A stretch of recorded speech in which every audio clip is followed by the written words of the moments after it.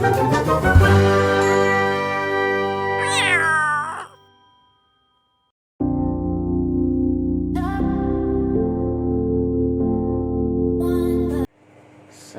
pagi guys, kembali lagi dengan saya Master Meong ya guys.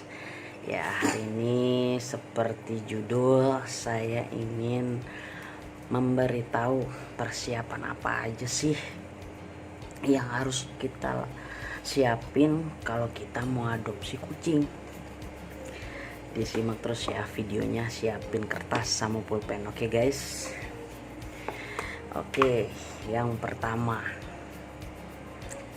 kita harus tahu jenis kucing yang kita mau adopsi ya guys ya.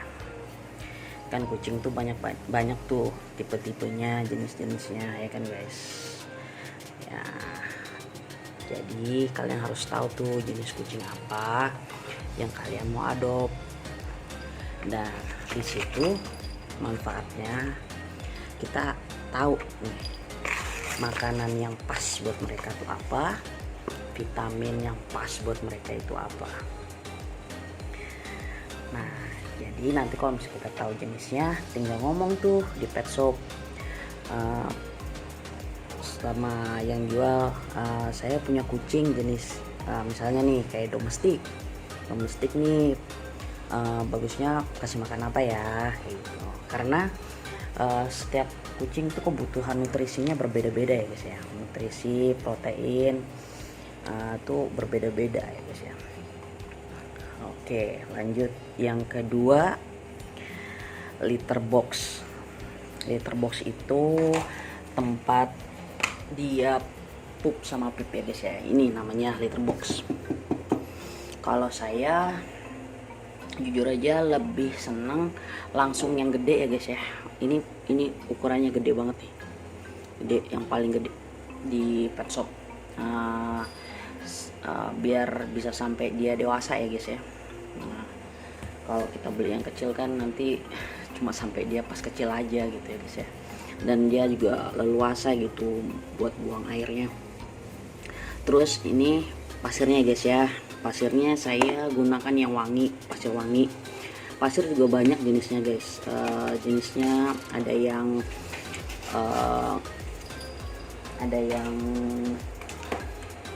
bisa dicuci, yang didaur ulang ada, tapi itu nggak wangi guys, biasanya nggak wangi gitu. Bisa nanti tinggal dijemur lagi terus dipakai lagi bisa deh.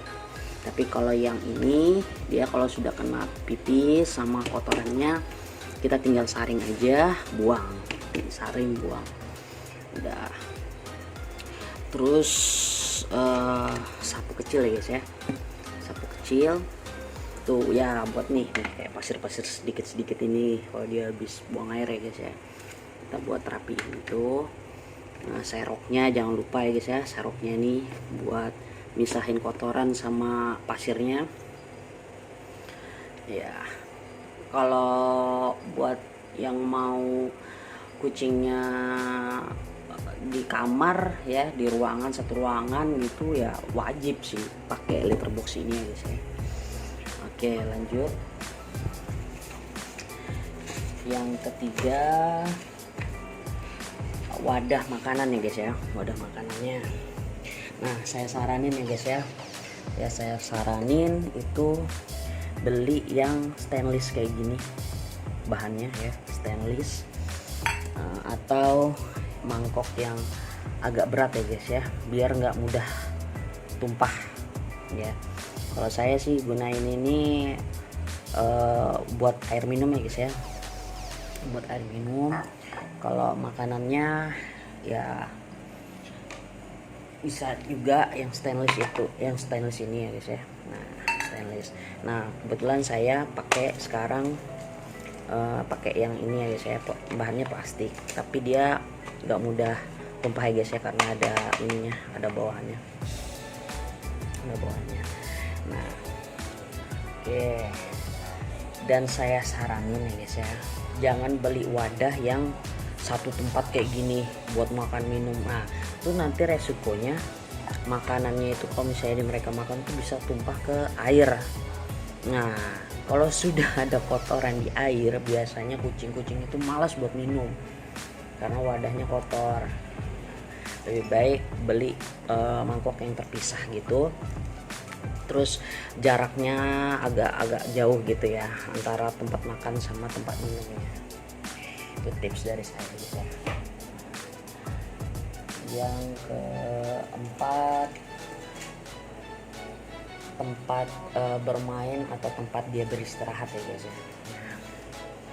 Ini kadang suka nggak dipikirkan nih sama para adopsi ya. Nah, kadang sudah taruh di kandang aja gitu ya kan, taruh di kandang aja. Kalau saya pribadi, saya nggak suka kalau kucing itu di kandang. Saya pribadi ya guys ya. Karena apa? Kita aja yang terus menerus di dalam kamar aja kadang bosan ya guys ya, kadang bosan. Apalagi mereka gitu ya kan, yang biasanya bermain sesuka hati gitu ya kan. Apalagi kalau misalnya dari awal mereka itu kucing liar ya, mereka pasti ya mainnya kesana kesini, satu komplek mungkin dia muter-muter gitu ya kan. Terus tiba-tiba kalian berpikir mau ngadopsi, kalian cuma taruh di kandang doang gitu ya kan, kesian. Kalau saya sih sarannya pastikan kalian punya cukup space buat mereka, buat tempat mereka bermain, tempat mereka beristirahat gitu ya. Nah kalau saya kan taruhnya di kamar ya guys ya. Nah, di kamar ini lumayan ya guys ya, lumayan mereka bisa buat main-main gitu ya kan.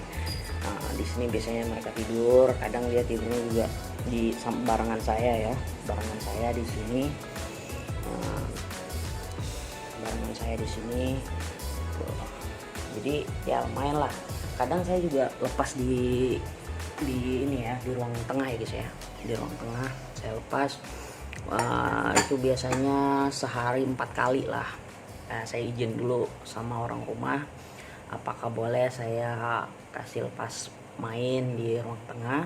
Kalau sudah dapat izin baru saya lepas. Soalnya saya trauma guys, trauma waktu itu saya pernah kasih lepas di luar. Mereka tuh minum bekas air hujan itu guys, bekas air hujan. Kebetulan kan di sini cuacanya suka hujan ya guys.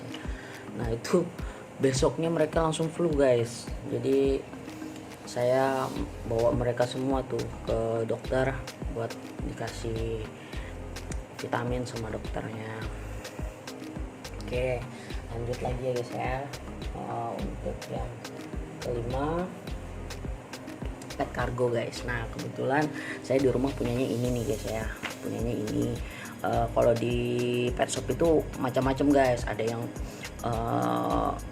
ukurannya dari yang kecil sampai yang besar, ada yang pakai roda, ada yang pakai yang kayak travel bag gitu, ada macam-macam guys. Ada yang bahannya dari plastik, ada yang bahannya dari kain, macam-macam guys. Keren-keren lah pokoknya kalau aksesorisnya kucing-kucing sama anabol ya, kayak anjing apa tuh pasti keren-keren aksesorisnya guys ya. Nah, terus ini kegunaannya ya guys ya, pasti orang-orang tuh buat apa sih beli kayak gitu, atau juga kita sudah punya kandang ya. Ini manfaatnya guys banyak, cuma kadang orang nggak paham aja gitu ya. Kayak misalnya bawa kucing atau anabul kalian tuh ke pet shop buat dimandiin atau ke dokter buat berobat ya kan. Kita nggak tahu tuh ya, kalau misalnya kita yang bisa nganter, kalau misalnya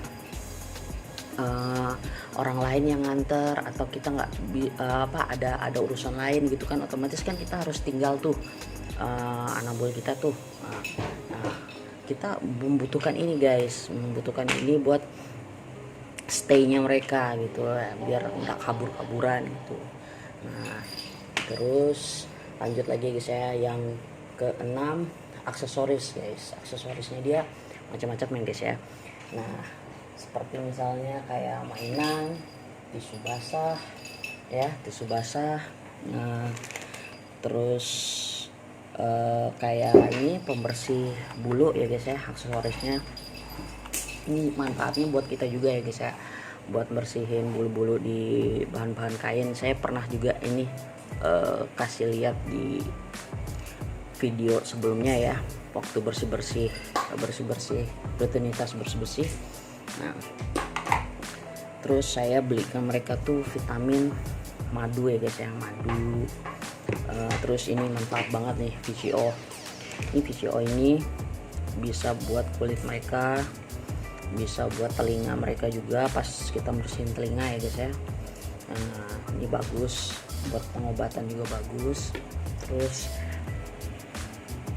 tisu basah ya guys ya, tisu basah ini saya makainya buat ngepel ruangan, buat bersihin telinga, bersihin badan mereka.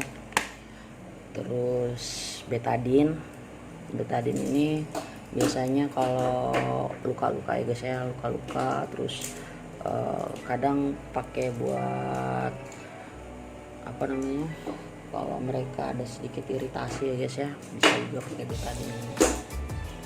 Tergantung dokternya lah. Kemarin katanya kalau misalnya ada luka-luka kecil gitu bagus juga, cepat kalau pakai betadine guys. Oke, kalau mainan kebetulan saya punya catnip ya guys ya. Catnip itu sebentar.